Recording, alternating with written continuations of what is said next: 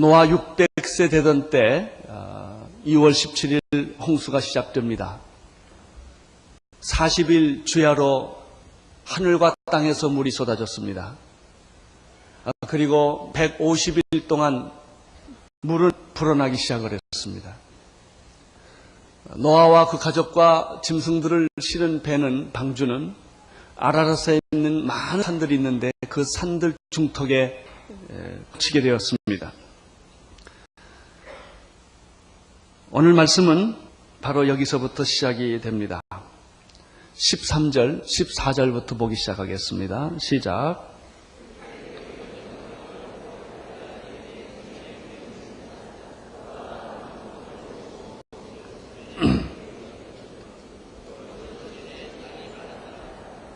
예, 601년 정월 곧 그달 1일에 땅에는 물이 빠졌습니다. 노아가 이때 방주 뚜껑을 열어보고 상황을 살피지만 놀라운 사실은 방주 밖으로 나오지 않았다는 것입니다. 또 기다린 것입니다. 601년 1월 27일, 그러니까 홍수가 난 지 1년 10일 되는 해입니다. 땅이 다 말랐습니다. 이때 하나님의 음성을 노아는 또 듣습니다. 이 방주 사건은 우리의 구원 사건과 아주 비슷합니다. 단순히 홍수가 나서 방주에서 피해서 살아났다는 얘기라면 무슨 의미가 있겠습니까? 여기에는 우리의 구원과 아주 밀접한 관계가 있기 때문에 이 사건은 우리에게 아주 중요합니다. 지금 우리에게 일어난 구원의 사건만 관계되어 있는 것이 아니라 앞으로 미래에 일어날 대심판과 구원과 이 노아 방주 사건은 관계있기 때문에 오늘 우리는 이 노아 방주 사건을 통해서 미래에 어떤 구원이 우리에게 이루어지는가를 볼 수 있게 되는 것이죠. 방주에 들어가는 것은 우리가 구원받는 사건과 비슷합니다. 하나님께서 노아에게 120년 전에 방주를 만들 것을 명령하셨습니다. 노아는 그것이 어떤 의미가 있는지, 방주가 왜 지어져야 되는지 전혀 이해하지 못했지만은 순종을 합니다. 방주를 다 지었습니다. 방주를 다 짓고 난 이후에 하나님은 노아에게 그 방주 안으로 들어가라고 명령합니다. 노아는 순종을 합니다. 방주 안에 들어갑니다. 모든 짐승도 방주 안에 다 들어갑니다. 다 들어가기를 마쳤을 때 방주의 문이 닫히는 바로 그 순간부터 비가 오기 시작을 한 것입니다. 구원은 은혜로 이루어집니다. 노아의 방주 안으로 들어가는 것은 하나님의 특별한 은혜입니다. 노아가 잘났거나 노아가 노력을 했거나 노아가 구원을 받을 만한 가치가 있기 때문에 그런 것이 아니라 하나님의 은혜로 방주 안으로 들어가게 됩니다. 우리가 받은 구원이 그렇습니다. 은혜로 받은 것입니다. 구원은 한순간에 이루어집니다. 구원을 받는 데는 오랜 시간이 필요하지 않습니다. 내가 예수 그리스도를 믿기로 결정하는 바로 그 순간에 하나님의 구원은 내 안에서 이루어지며 당신의 이름은 하나님의 생명책에 기록되는 것입니다. 그러나 구원받은 그 이후의 삶은 구원받은 것과 다릅니다. 구원받을 때는 기쁘고 감격스럽고 눈물 콧물 나고 세상이 다 내가와 같은 그런 축복이 있습니다. 그러나 예수 믿고 나서도 계속 그러느냐? 그러지 않습니다. 예수 믿고 나면은 고통스러운 삶이 시작되는 것입니다. 그것이 방주 안의 삶입니다. 방주로 들어가는 것은 쉽습니다. 그러나 방주 안에서 사는 것은 어렵습니다. 방주에 들어가는 것은 구원입니다. 방주 안에서 사는 것은 구원의 삶입니다. 구원의 삶은 고통스러운 것입니다. 하나님께서 나의 옛사람을 다 부셔버리기 때문에 그렇습니다. 우리는 예수를 믿었지만 아직도 옛사람의 모습을 그대로 가지고 있습니다. 옛사람의 문화, 옛사람의 사고방식, 옛사람의 가치관, 나쁜 습관, 나쁜 성격이 그대로 가지고 있는데 단지 예수만 믿은 것뿐입니다. 하나님은 나를 고치시기를 원합니다. 나를 변화시키기를 원하십니다. 그래서 방주 안에서 살게 하십니다. 방주 안에는 창문이 없습니다. 밖을 내다볼 수가 없습니다. 바로 그것입니다. 그런데 그 안에서 살아야 하는 것입니다. 방주에 사는 것은 구원의 삶이에요. 그러나 방주의 삶이 구원의 삶의 완성인가? 그렇지 않습니다. 만약 방주 안에서 죽을 때까지 살아야 된다면 정말 지옥일 것입니다. 방주의 안에 살 구원의 과정이지 구원의 완성이 아닙니다. 하나님은 구원의 완성을 위하여 우리에게 구원의 과정을 주시는 것입니다. 이 구원의 과정은 길지 않습니다. 약 1년 정도에 해당하는 것입니다. 1년 정도의 구원의 과정의 삶을 지난 사람에게는 마치 여자가 임신하면 10달을 아이를 배 안에 두어서 키운 다음에 때가 되면 세상 밖으로 이 아이를 해산을 하는 것입니다. 해산할 때는 엄마가 고통을 겪습니다. 그러나 그 어린 아이는 어머니 속에서 영원히 살면 안 됩니다. 10달 정도 살아야만 합니다. 이것이 구원의 과정입니다. 구원의 완성은 배에서 나오는 것입니다. 방주에서 나오는 것입니다. 따라서 하나님 우리를 사랑하시기 때문에 방주 안에 들어가라고 명령하십니다. 방주 안에 들어가지 않는 사람은 다 죽을 것입니다. 심판 때 방주를 피하는 자는 다 죽을 것입니다. 이 말세 때 예수 그리스도를 피하는 자는 다 죽게 될 것입니다. 방주 안으로 들어가라고 하십니다. 그러나 방주 안에 들어갔지만 방주 안에서 영원히 오래 살라고 보내신 것이 아닙니다. 1년만 여기서 아무것도 안 보이지만 고통스럽지만 여기서 예배를 드리며 나를 기억하며 1년 동안 내 자신을 성숙시키시는 것입니다. 그리고 난 다음에 이 과정이 끝나면 방주 밖으로 나오라고 명령을 하십니다. 방주 안에 1년 있는 동안에 하나님도 기다리시고 노아도 기다립니다. 신앙이란 기다림입니다. 조급한 사람은 신앙을 못 갖습니다. 뭐든지 한꺼번에 다 이루어지기를 바라면 아무것도 하지를 못합니다. 임신한 날 그 다음날 아기 낳지 않습니다. 10달을 기다려야만 성숙한 아이가 태어나는 것입니다. 이런 의미에서 신앙이란 성숙을 위한 기다림이다 라고 말할 수가 있습니다. 너무 일찍 나와도 안 되고 너무 늦게 나와도 안 됩니다. 이게 신앙입니다. 신앙은 성숙한 때인 것입니다. 이 때를 기다릴 줄 알아야 하고 이 때를 바라볼 줄 알아야 합니다. 때를 기다리는 동안에는 절망감이 있습니다. 절망감을 이기고 기다려야 합니다. 이것이 신앙입니다. 우리가 예수 믿고 이 세상에 사는 것은 고통입니다. 왜냐하면 이 세상은 방주와 같기 때문에 그렇습니다. 이 세상은 광야의 40년과 같기 때문에 그렇습니다. 너무나 어렵고 힘들지만 때를 기다리며 사는 것입니다. 하나님은 언제나 적절하고 성숙한 때를 아십니다. 그리고 하나님은 서둘지 않습니다. 그 때를 기다립니다. 사랑하는 성도 여러분들 기다리는 지혜가 있게 되기를 바랍니다. 이것이 신앙의 핵심입니다. 때가 차면 하나님은 나오라고 말씀하십니다. 15절, 17절까지 읽겠습니다. 시작. 너는 내 아내와 내 아들들과 내 자부들로 더불어 방주에서 나오고 너와 함께한 모든 혈육 있는 생물 곧 새와 육축과 땅에 기는 모든 것을 다 이끌어내라. 이것들이 땅에서 생육하고 땅에서 번성하리라 하시더니. 방주는 임시적인 것입니다. 세상은 임시적인 것입니다. 광야도 임시적인 것입니다. 때가 되면 밖으로 나와야 합니다. 광야는 우리의 목표가 아닙니다. 과정일 뿐입니다. 방주는 우리의 목표가 아닙니다. 과정일 뿐입니다. 이 세상은 우리의 목표가 아닙니다. 과정일 뿐입니다. 여러분, 이 세상은 지나가는 정거장에 불과한 것입니다. 여기에다 너무 힘주지 마시기를 바랍니다. 어떤 분은 세상살이에 너무나 힘주다 목이 부러진 사람들도 있어요. 힘주지 마십시오. 여기는 잠깐 지나가는 데입니다. 일정한 시간이 지나면 다 나와야 합니다. 노아는 하나님보다 결코 앞서지 않았다는 사실을 여기서 발견하게 됩니다.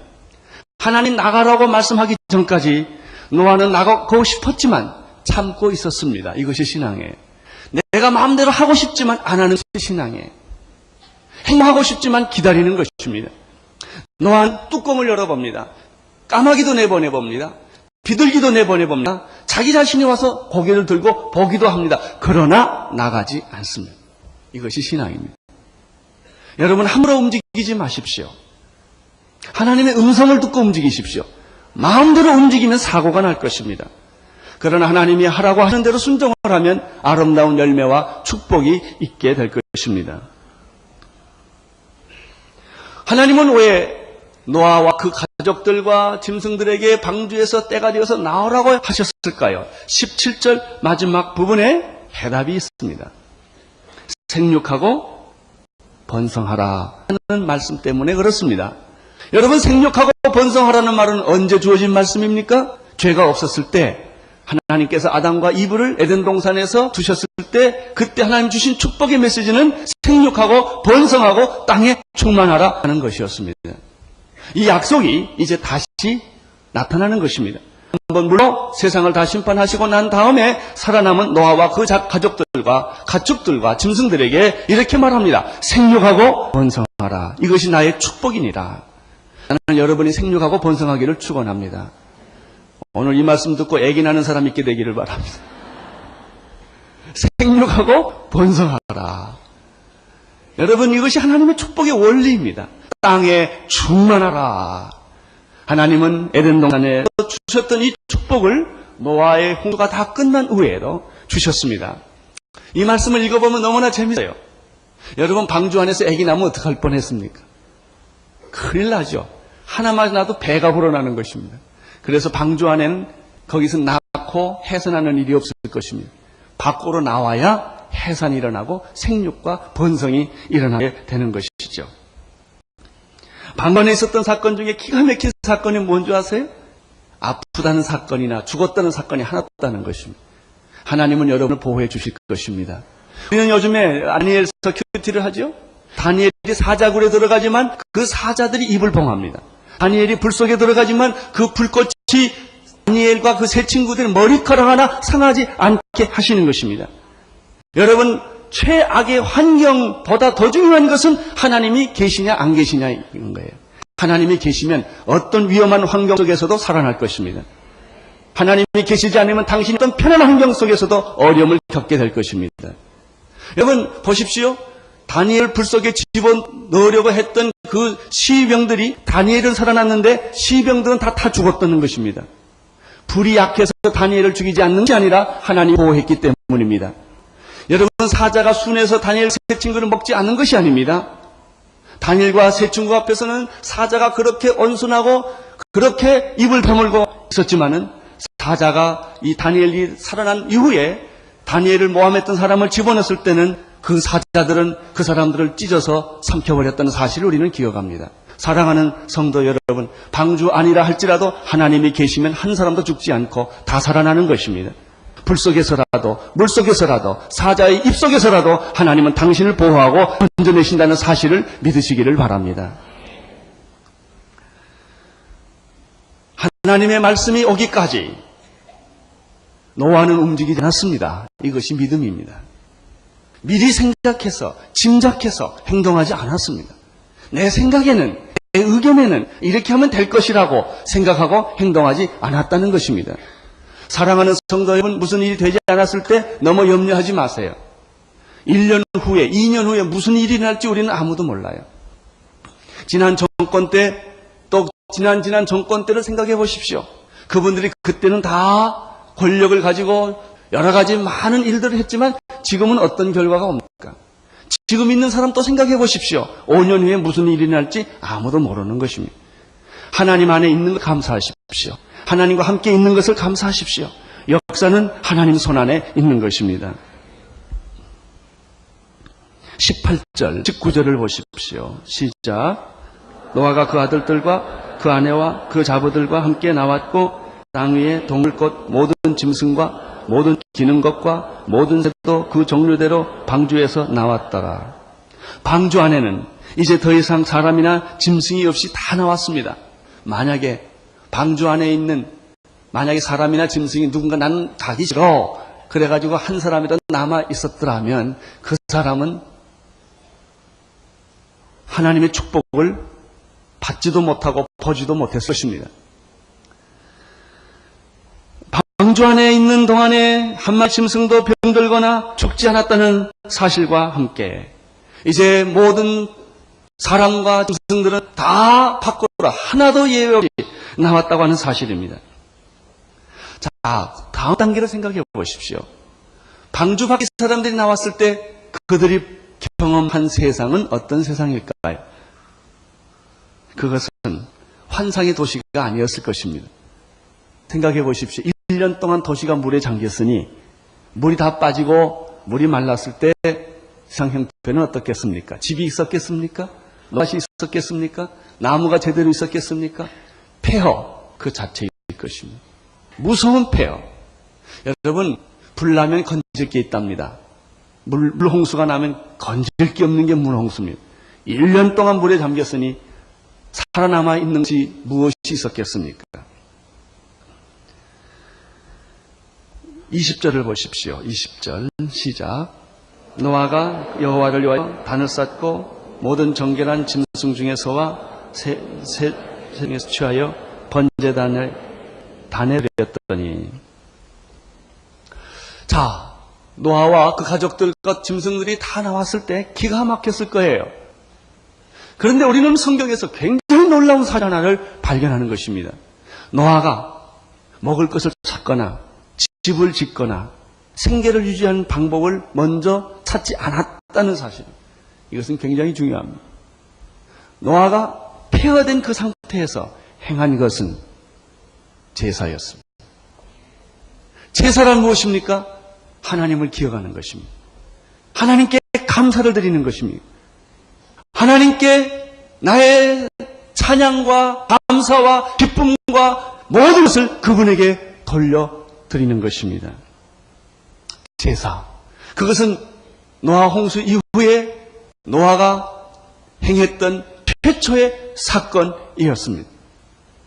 왜 제사를 드렸을까요? 제사를 드리는 축복은 과연 무엇이었을까요? 사실 제사는 노아 홍수 이전에도 노아가 드렸던 것입니다. 제사에는 두 가지 제사가 있습니다. 가인의 제사와 아벨의 제사입니다. 가인의 제사는 하나님이 받지 않으셨습니다. 아벨의 제사는 하나님이 받으셨습니다. 가인은 제사를 드리지 않는 그 후부터 여호와 이름을 부르지 않았습니다. 제사도 없었습니다. 그것이 노아 홍수 때 우리가 보게 된 심판받은 모든 백성들입니다.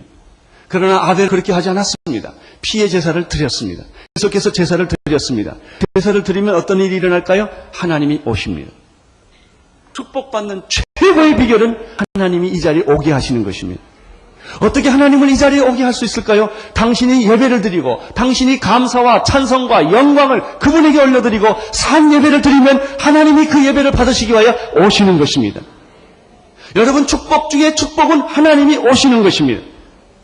우리 보면요, 옛날에 대통령이 우리 집에 와서 설렁탕 한 그릇 먹었대나 그래가지고 그 자리를 여기 대통령이 앉은 자리하고 줄쳐놓고 있어요. 세상에 대통령이 와 이렇게 사람들이 좋아해요. 하나님이 오셨는데 얼마나 큰 축복이 있겠습니까? 여러분, 하나님이 오셨다는 뜻이 뭐예요? 마귀가 떠났다는 얘기예요. 하나님과 마귀는 공존을 못해요. 더러움이 떠납니다. 저주가 떠납니다. 질병이 떠납니다. 예배를 드리는 곳에는 하나님의 임재가 있는 거예요. 오늘 여러분들이 예배를 드리는 이곳에 하나님의 임재가 있는 줄로 믿습니다. 여러분의 가정에 하나님의 예배를 드릴 때 하나님의 임재가 있는 거예요. 저는 이 말 예배 생각하면서 저희 아버님을 생각하세요. 저희 아버님은 제가 지난번에도 말했지만요, 하루에 피난 나와가지고 2번 예배 드렸어요. 여러분 생각해보세요. 어린애가 예배를 알겠어요. 한 번 예배 보면 됐지. 아침 저녁으로 예배를 드리니까 그게 그렇게 너무 부담스럽고 힘들었던 기억이 나요. 그러나 지금 내가 목사가 된 지금 내가 생각해 보니까 우리 부모님의 신앙이 참 위대했다. 그게 축복의 비결이었다. 여러분, 가정에서 제단을 쌓게 되기를 바랍니다. 교회에 와서 예배 드리는 것으로 만족하지 마십시오. 여러분, 집에서 매일매일 자녀들과 함께 부모님이 성경책을 펴들고 찬송가를 부르며 기도할 때마다 예배하면 그 예배를 받으신 하나님이 그 자리에 와 계시거든요. 노아는 이 비밀을 알았습니다. 자녀를 위해서 줄 수 있는 부모의 최고의 선물은 예배예요. 예배 드리는 습관, 교회 가는 습관. 주일날이면 어떤 일이 있어도 교회 가고 주일날이면 어떤 일이 있어도 예배를 드리고 가정에서 매일매일 제단을 쌓는 이 신앙보다 더 좋은 축복은 없는 것입니다. 그렇습니다. 예배 드리는 자는 망하지 않을 것입니다. 예배 드리는 자는 결코 패하지 않을 것입니다. 예배 드리는 가정은 하나님이 반드시 축복해 주실 줄로 믿습니다.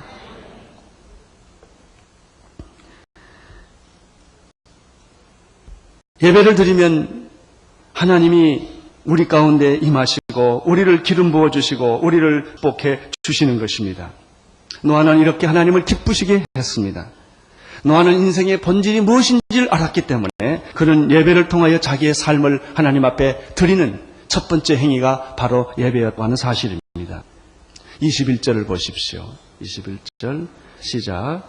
여호와께서 그 향기를 흠양하시고 그 중심에 이르시되 내가 다시는 사람으로 인하여 땅을 저주하지 아니하리니 이는 사람의 마음에 계획하는 바가 어려서부터 악함이라. 내가 전에 행한 것 같이 모든 생물을 멸하지 아니함이라. 예배는 응답됩니다. 예배 드리는 자를 하나님이 기뻐하십니다. 하나님이 찾으시는 것은 목사나 장로나 자란 직분이 아니라 예배자입니다. 신령과 진정으로 드리는 예배 드리는 사람은 하나님은 무조건 그를 축복해 주시는 것입니다. 오늘 예배를 드릴 때 21절에 보면 여호와께서 그 향기를 뭐라고 그랬습니까? 기쁘게 받으셨다고 말씀합니다. 둘 중에 하나예요. 예배를 안 받으시든지 받으시든지. 예배를 드렸는데 한 달 후에 그 예배를 뜸들였다 받으시는 법은 없어요. 오늘 지금 여러분이 예배 드리면 지금 하나님 예배를 어떻게 받으세요? 언제요? 지금. 일주일 후가 아니에요. 축복은 바로 지금 오는 것입니다. 하나님은 예배를 받으셨습니다. 하나님이 여기에 오게 하시는 유일한 비결은 하나님께 드리는 예배와 찬양이 있다는 사실을 거듭 다시 한번 여러분에게 강조해 드리는 것입니다. 여러분 미국이 왜 축복을 받았습니까? 위기노 대학 할 때 유럽에 그들은 신앙을 지키기 위하여 퓨리탄들이 미국으로 건너왔습니다. 동부 쪽 보스턴 쪽으로 왔습니다. 여러분 그 프리마스 쪽으로 왔을 때 그들이 맨 먼저 했던 행위가 뭔지 아십니까? 예배였습니다. 교회를 먼저 지었습니다. 교회를 짓고 난 다음에 지은 것이 자기 집이었습니다. 자기 집을 짓고 난 다음에 했던 것이 학교였습니다. 그들은 하나님 경외하는 것을 최우선으로 삼았던 것이 미국의 퓨리탄들이었고 그들의 축복이 아직까지 임하는 것입니다. 여러분은 어떨까요? 우리는 집부터 지을 거예요. 교회 그건 그 다음 얘기고 다 편하면 하는 얘기고 내 집이 제일 중요하고 그 다음에 중요한 게 내 자식 학교 보낼 일이 중요하고 이것이 다 되면 시간 남으면 교회 와요. 사랑하는 성도 여러분, 찌끄러기 시간 하나님께 가져오지 마십시오. 시간 남으면 오는 거 그건 신앙 아닙니다. 내 24시간 시간 중에 제일 소중한 시간을 드리는 게 예배예요. 찌끄러기 시간 내지 마세요. 바쁘다고요? 따라하십시오. 바쁘다는 거는 좀 더 바쁘다는 것은 마음 없다는 핑계다. 그래요. 여러분이 소중하면 절대 안 바빠요. 연애한 사람 치고 바쁜 사람 내가 본 일이 없어요. 돈 버는데 바쁜 사람 본 일이 없어요. 마음 없는 거예요. 하나님에 대해 관심이 없는 거예요. 물론 학교 교육 중요하죠. 여러분 비즈니스 중요하죠. 하나님보다 더 중요할 수는 없어요. 나는 여러분이 신령과 진정으로 예배 드리는 그분에게 제사를 드리는 가정에서도 제사를 드리고 직장에서 예배를 드리고 교회 와서도 예배 드리고 길거리 다니면서도 예배 드리는 하나님 제1우선주의의 신앙의 축복이 여러분에게 있게 되기를 축원합니다. 22절을 보십시오.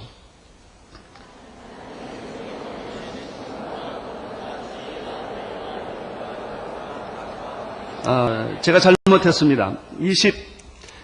21절을 보십시오. 21절 시작.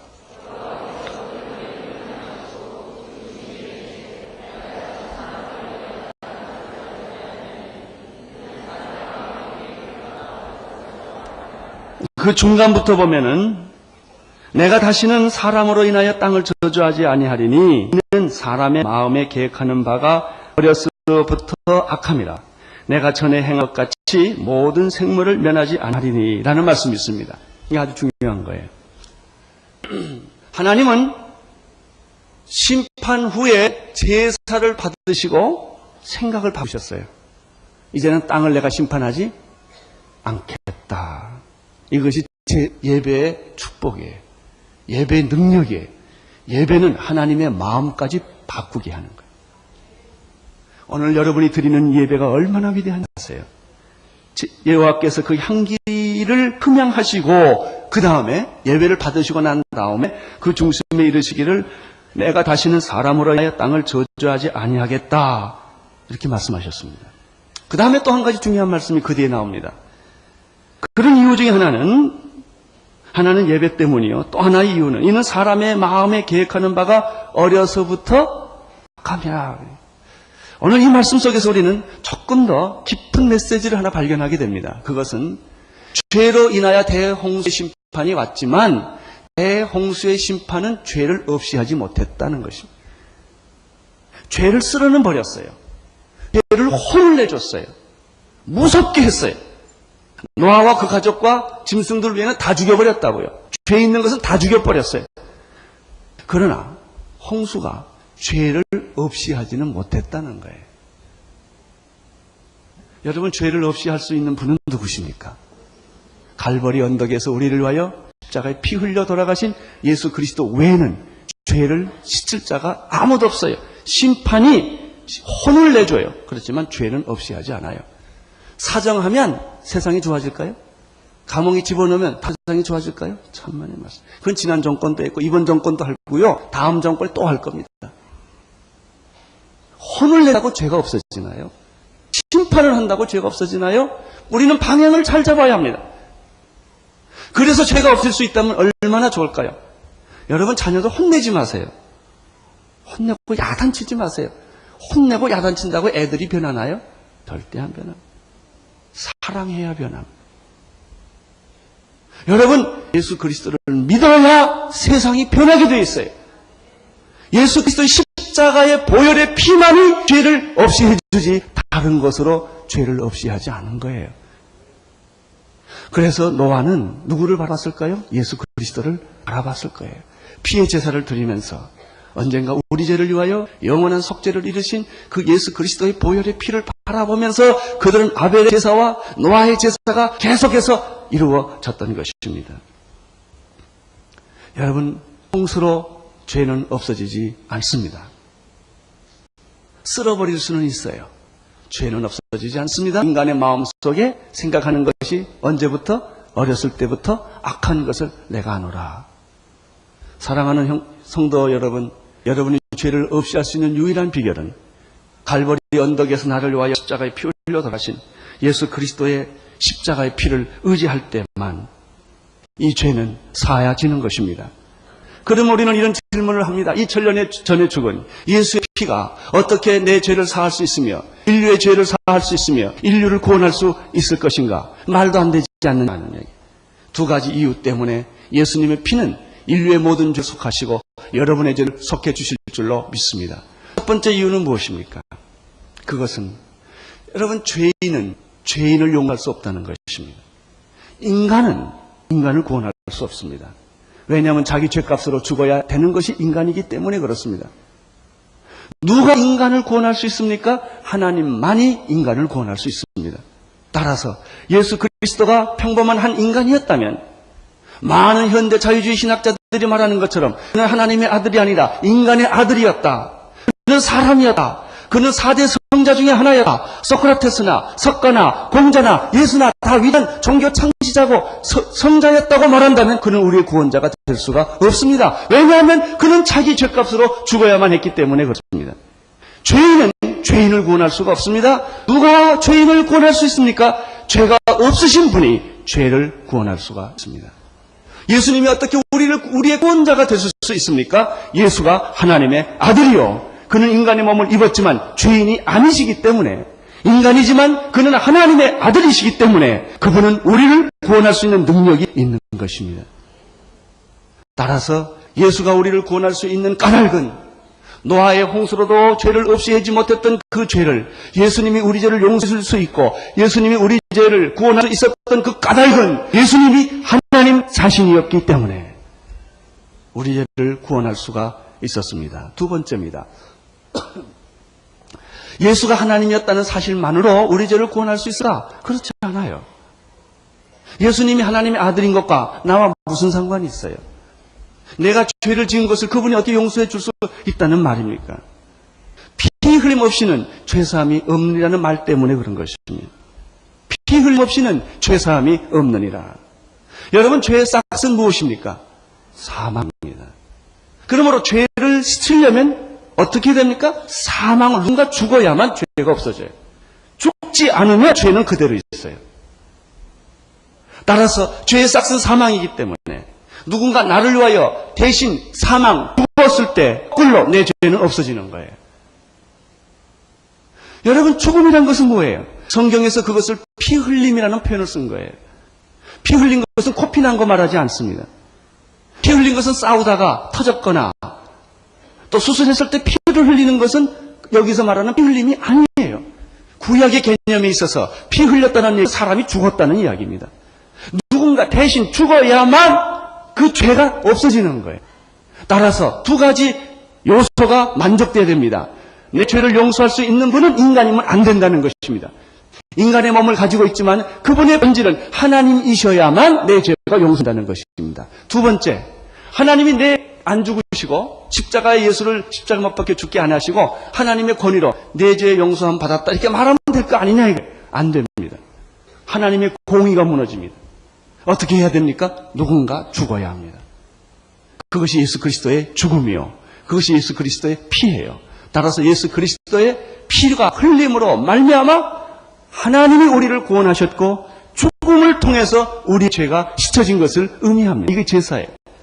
그래서 모든 제사의 본질에는 피의 제사의 본질이 있는 것이며, 구약에서는 짐승을 죽임으로 계속해서 피를 흘렸지만은 신약에 와서는 예수 그리스도께서 담대 우리를 위하여 십자가에 못 박혀 죽으심으로 말미암아 우리 모든 죄가 영원히 완전히 용서받은 줄로 믿습니다.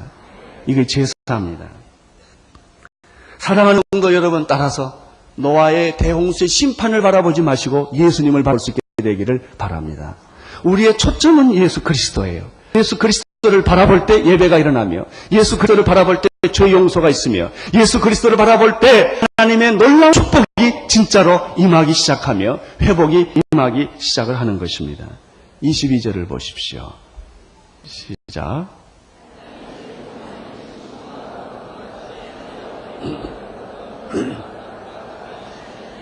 땅이 있을 동안엔 신음과 거듭과 추위와 더위와 여름과 겨울과 땅과 밤이 쉬지 아니하니라. 노아 홍수 전에는 이런 것들이 없었습니다.